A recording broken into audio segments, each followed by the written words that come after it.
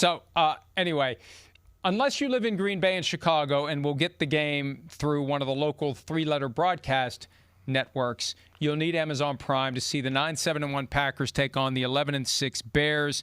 As mentioned, they split in the regular season.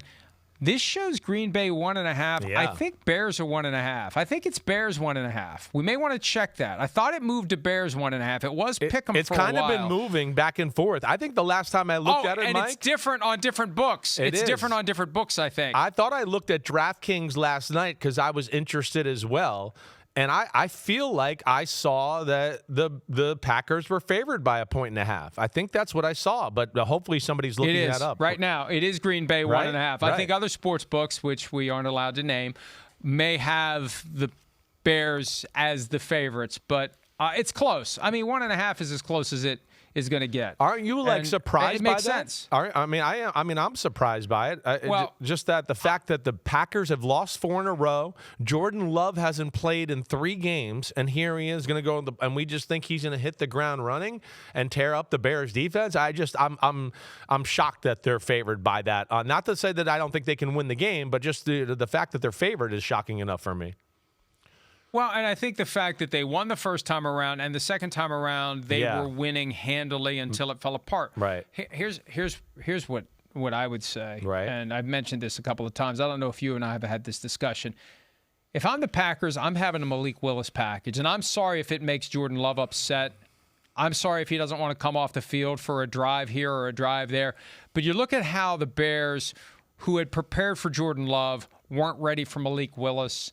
I want to force them to prepare for both guys, or not let them think that they're going to have to deal with Malik Willis, and here comes Malik Willis. I just think Malik Willis is too good, and these are your final games with him. Yeah. He ain't going to be there next year. Right. Unless they decide to move on from Jordan Love and make Malik Willis the starter, Malik Willis will not be with the Packers next year. You better take advantage of him while you can. And there's a certain selflessness that comes into play because we talked about this earlier. Who are the guys that decided to pay Jordan Love all that money? It gets into the politics of football. We got to go with the guy we gave all the money to. Right. Wait, the other guy may help us win. If we not that we should bench Jordan Love, but we should use him. We're trying to win the game. We have ways we can use him that can maybe give us a spark at the right time, throw a change up at the right time, get us a touchdown in a key moment. I think they really need to be seriously considering finding a way to use Malik Willis. I don't think you're crazy for that thought. Usually I'm not one in favor of ever taking the starting quarterback out, but for this type of scenario, I don't think you're wrong here.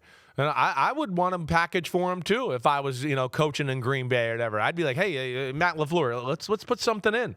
Let's put him in.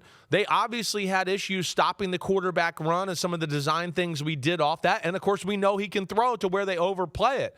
And Jordan Love, he might be a little rusty. This might be just another way to give our offense a little bit of advantage here in a moment. Whatever. I don't think that's a crazy thought to have that in the game plan by any stretch of the imagination. You're right. I mean, this is the end of Malik Willis there in Green Bay unless they did something crazy and kept him and got rid of Jordan Love. But Malik Willis is going somewhere to be a starting quarterback next year. He proved that. That's what's going to happen. And yeah, that's where this is like, I love this game because I love old school. It's Bears, it's Packers. It's going to look awesome on TV. It's cold and all of that. But I do sit here and just wonder about the psyche of both of these football teams, right? I mean, we're talking about two teams that are going in here 0-6. One's lost 4 in a row. The other one's lost 2 in a row. I mean, holy crap. That's the number 2 seed lost 2 in a row here. And last week tried to play and lost to Detroit. I know I brought up to you on the Picks Pod last week, it was a little bit of me like, I'm not sure I'd want to play in this game if I'm the Bears. I don't know if it's a great positive situation. You don't match up well with Detroit. You tried to win, you lost. Now you're going into a playoff game going, wait, we lost last week to a team that didn't play in the playoffs, and here we are. And of course, the Packers, I think, are going to have some of those same questions too, and they've never been able to seem like regain the total magic that they had before they lost Micah Parsons. So that's where you just look at it and go, I don't know what's going to happen in this game. Going to be very interesting. And that's the key. The Packers were riding a 4-game winning streak into their game at Denver. They had just beaten the Bears 28-21. They go to Denver. They lose Micah Parsons that game for the year. They haven't won since then. They lost today, they lost Parsons, and they've lost 3 more since then. Here's Matt LaFleur on the Packers' defense since losing one of the best defensive players in all of football. There's been some tough moments and some things that we got to learn from and get better at, but I do like the headspace we're in going into this game, and ultimately it's going to come down to the execution. I mean, we got to do a great job, and it's all 11 being on the same page. This is a really talented offense. They got a great offensive line, and it's a challenging scheme. So we need everybody at their best. And I think that's another reason why it's surprising the Packers are favored. They don't have Micah Parsons. They haven't won a game since they lost him. They've just seemed to be in a funk.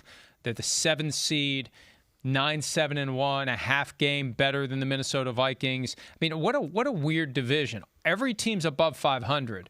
But 3 of them have 9 wins. Yeah, right. It's crazy. Right, it is crazy. So, it is. Hi, it's Mike Florio. Thanks for watching PFT on YouTube. Hit subscribe for the latest news and analysis from Pro Football Talk.